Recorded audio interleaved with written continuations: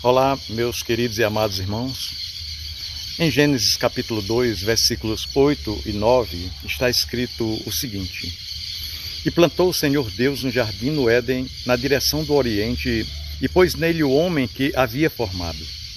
Do solo fez o Senhor Deus brotar toda sorte de árvores agradáveis à vista, e boas para o alimento, e também a árvore da vida no meio do jardim, e a árvore do conhecimento do bem e do mal. Os versículos 16 e 17 dizem o seguinte: E o Senhor Deus lhes deu esta ordem: De toda árvore do jardim comerás livremente, porém, da árvore do conhecimento do bem e do mal não comerás, porque no dia em que dela comerdes, certamente morrerás. Meu irmão, minha irmã. Em Gênesis capítulo 3, versículo 22, a Bíblia diz que o Senhor Deus disse: Eis que o homem se tornou como um de nós, conhecedor do bem e do mal. Agora, pois, cuidemos que ele não estenda a sua mão e tome também do fruto da árvore da vida e o coma e viva eternamente. Isso aconteceu logo após a queda, depois que o homem e a mulher comeram do fruto da árvore do conhecimento do bem e do mal. Meu irmão e minha irmã, aqui nós vemos o homem se tornando como Deus, segundo o próprio Deus diz: Eis que o homem se tornou como um de nós, no sentido de conhecer o bem e o mal. Porque até então só conhecia o bem. Mas precisamos entender a natureza dessas duas árvores que estavam no meio do jardim: a árvore da vida e a árvore do conhecimento do bem e do mal. A árvore do conhecimento do bem e do mal efetuou uma mudança, não na constituição física do homem, mas em sua experiência mental. Isso porque foi no seu conhecimento do bem e do mal. Parece assim não ter havido sementes da morte, nenhum poder venenoso ou maligno na árvore, não. A palavra de Deus diz que a mulher viu que a árvore era boa para comer e provavelmente para os olhos também. Era muito bonita, era um fruto muito belo. Assim como uma árvore que se deseja fazer com que alguém se torne sábio.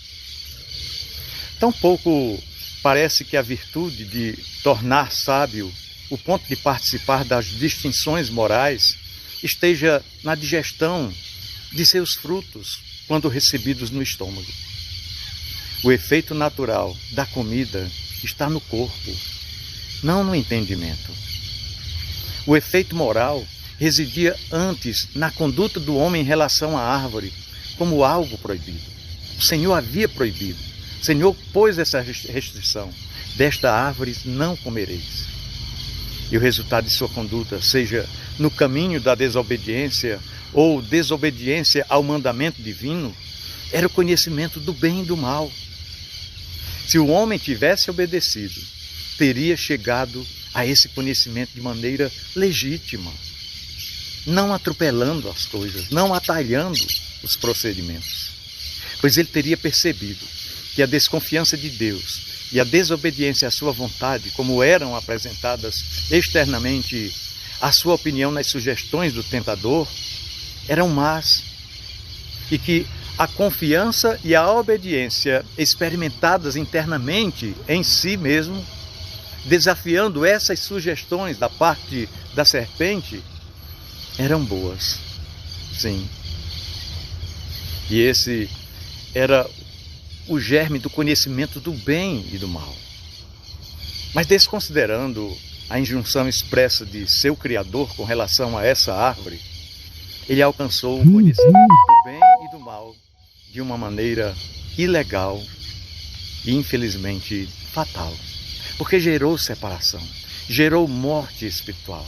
A Bíblia diz que o pecado separa o homem de Deus, e ele soube imediatamente que ele próprio era o culpado, enquanto que antes ele estava livre da culpa. e assim tomou consciência em sua própria pessoa, em sua própria condenação.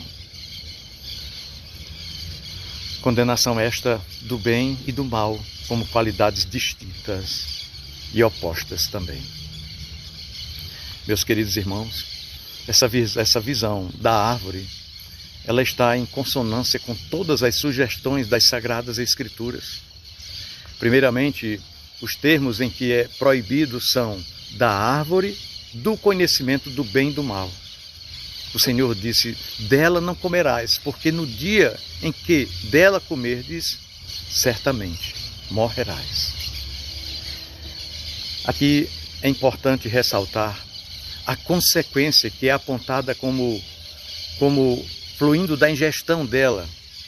Não é conhecerás o bem e o mal por qualquer virtude física da árvore. Não, um processo pelo qual o conhecimento não chega.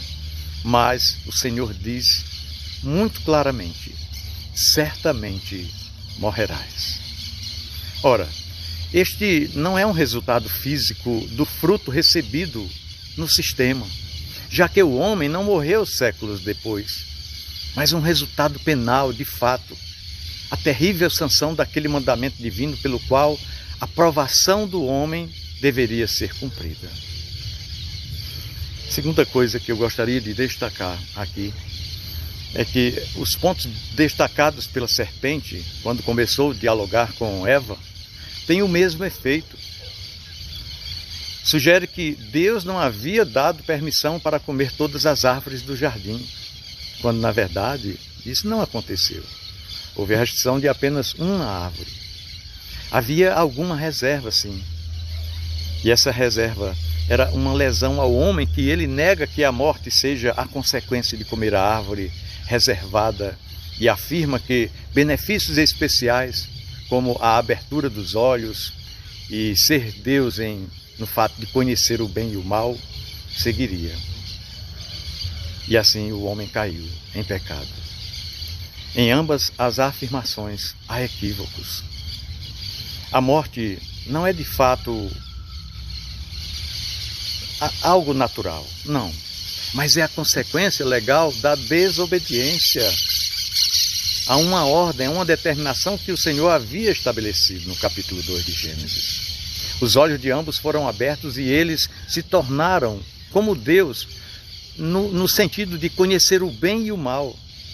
Mas em ambos os casos, para sua própria vergonha e confusão, em vez de sua glória e honra. Não é verdade? Só houve problemas.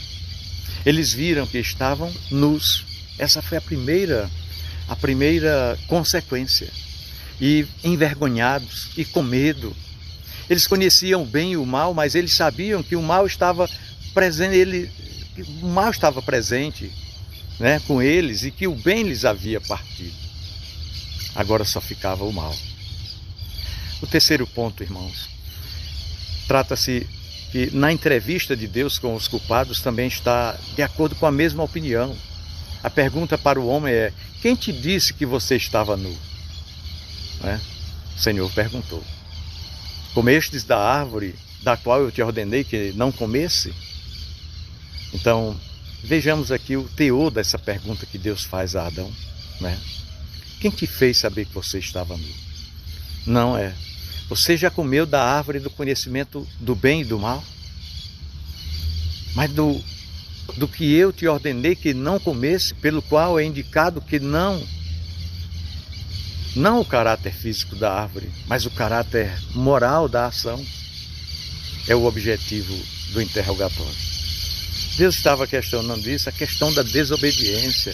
Era o caráter moral que estava ali em evidência, nada de árvore, de fruto, de questões físicas, mas era a questão da obediência. A árvore então foi a ocasião ordenada para Deus se tornar Deus em conhecer o bem e o mal. Ele agora alcançara a segunda lição experimental de moral. Quando Deus lhe deu a lição teórica do mandamento, ele esperava que a prática fosse seguida. E ele agora diz: eis que o homem se tornou como um de nós, para conhecer o bem e o mal. No estilo de sua palavra, ele observa o resultado sem marcar a desobediência do homem como meio. E isso é entendido pelas circunstâncias que seguem. O homem é, portanto, culpado e a lei deve ser justificada. É assim. A palavra de Deus nunca, jamais volta atrás. Por isso, acrescenta-se, para que ele não estenda a mão e também tome a árvore da vida e coma e viva para sempre. Então essa frase aqui é completada por um ato, não uma palavra, como veremos no próximo versículo. Medidas deveriam ser tomadas para impedir o seu acesso à árvore da vida, agora que ele incorreu na pena de morte. Então Deus expulsou o homem, tudo isso já foi um ato de amor, e impediu que ele voltasse e entrasse, porque se ele voltasse agora na condição de pecador e provasse do fruto da árvore da vida, iria se eternizar como um pecador, em sofrimento, em agruras, e a misericórdia de Deus atuou também aí. E a partir dessa frase conclui-se que a árvore da vida deve ter sido alguma virtude pela qual a estrutura humana deveria ser mantida livre, digamos assim, do envelhecimento da idade ou da deteriorização que termina na morte. O seu nome, a árvore da vida, concorda com essa conclusão. Somente nessa base a exclusão poderia ser punida com a desobediência e a ocasião da morte. Assim também, irmãos, nós podemos encontrar e responder a todas as dificuldades que a fisiologia apresenta à imortalidade do homem não cair. Nós temos registrado que havia uma virtude à base de plantas no paraíso, capaz de neutralizar os efeitos do desgaste da estrutura animal, do envelhecimento, do desgaste do corpo. E isso só confirma a nossa explicação da árvore do conhecimento do bem e do mal. A morte, que é preciso lembrar, é para um ser moral e responsável em um sentido mais abrangente. A exclusão das bênçãos da existência consciente e eminentemente a da complacência divina não era o efeito físico de sua existência. Não. Frutas sendo comidas, mas a consequência penal de um ato proibido, a questão do obedecer ou desobedecer. E essa consequência é provocada por um processo judicial especial, registrado no próximo versículo de Gênesis 3. As duas árvores se relacionam de uma maneira que toca o centro do ser moral do homem. Ou seja, faça isso e viva, é o ditado fundamental da lei moral. Sua contrapartida implícita é, se não fizer, morrerá. É simples assim. O ato de desobediência é evidentemente decisivo para toda a conduta, caráter e também para com a nossa relação com Deus. Portanto, necessariamente perde a vida que consiste no favor de Deus e em todas as consequentes bênçãos advindas da obediência. Então, as duas árvores correspondem à condição e ao benefício desse pacto essencial da lei. E o primeiro é exatamente o teste da obediência ou da desobediência do homem. E o outro benefício que é retido pela obediência e perdido pela desobediência. Meus queridos irmãos, o homem falha na obediência e perde a sua bênção. Portanto, a parte legal e a parte benéfica da aliança devem vir de uma fonte superior para todos os que são salvos. Nosso Senhor Jesus Cristo concede um e outro por sua obediência e por seu Espírito. Na forma antiga da aliança, da velha aliança, da aliança da graça, a Páscoa tipifica uma e circuncisa a outra. No novo, a ceia do Senhor e o batismo têm uma importância semelhante. Tudo isso do primeiro ao último, indicou as duas partes essenciais da salvação, da redenção e da regeneração. Este é um exemplo muito claro da unidade e constância que prevalece nas obras de Deus. Grande abraço, meu querido irmão, minha querida irmã. Que Deus abençoe a sua vida, que Deus guarde e proteja a sua família. Um grande abraço.